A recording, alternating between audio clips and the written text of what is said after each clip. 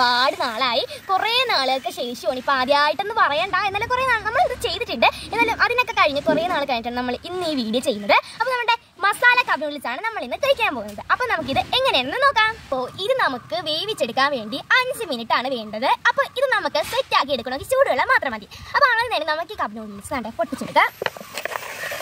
അതുകൊണ്ട് നമ്മൾ ഈസിക്ക് ഇത് ഫുള്ളായിട്ട് പൊട്ടിച്ചെടുക്കൽ കാരണം എന്ന് വെച്ചാൽ നമ്മൾ വെള്ളം ഒഴിക്കുമ്പോൾ ഇങ്ങനെ അടച്ചു വെക്കണം, അതിന് വേണ്ടിയാണ്. അപ്പോൾ ഇതിലാണെങ്കിൽ ചോളം, ബീൻസ് അങ്ങനെ ഒരുപാട് കാര്യങ്ങളുണ്ട്. ഇനി നമുക്ക് നല്ല തിളച്ച വെള്ളം ഇതിലോട്ട് ഒഴിക്കാം. അപ്പോൾ നമ്മൾ മുഴുവനും ഒഴിച്ചിട്ടുണ്ട്. ഇനി നമുക്കിതൊന്ന് അടച്ച് വെച്ചിട്ട് 5 മിനിറ്റ് വേവിക്കാം. അപ്പോൾ നമ്മൾ നല്ല കുറേ നേരം വെയിറ്റ് ചെയ്തിട്ടുണ്ട്. അപ്പോൾ നമ്മുടെ നൂഡിൽസ് നമുക്ക് റെഡിയായാൽ നോക്കാം. ഓ ഗ്രീൻ കുട്ടിച്ചാത്താ, നമ്മുടെ കയ്യിൽ നിന്ന് നമ്മുടെ നൂഡിൽസ് വേണ്ട എത്തിയിട്ടുണ്ട്. അപ്പോൾ ഇനി നമുക്കിത് റെഡിയായോ നോക്കാം. നമ്മുടെ നൂഡിൽസ് വേണ്ട റെഡി ആയിട്ടുണ്ട്. ഇതാണ് നമ്മുടെ മസാല നൂഡിൽസ് കണ്ടോ. ഇനി നമുക്കിതൊന്ന് കഴിച്ച് നോക്കാം. കണ്ടേ നല്ല യെല്ലോ കളറ് നൂഡിൽസ് ഇത് കഴിച്ച് നോക്കാം.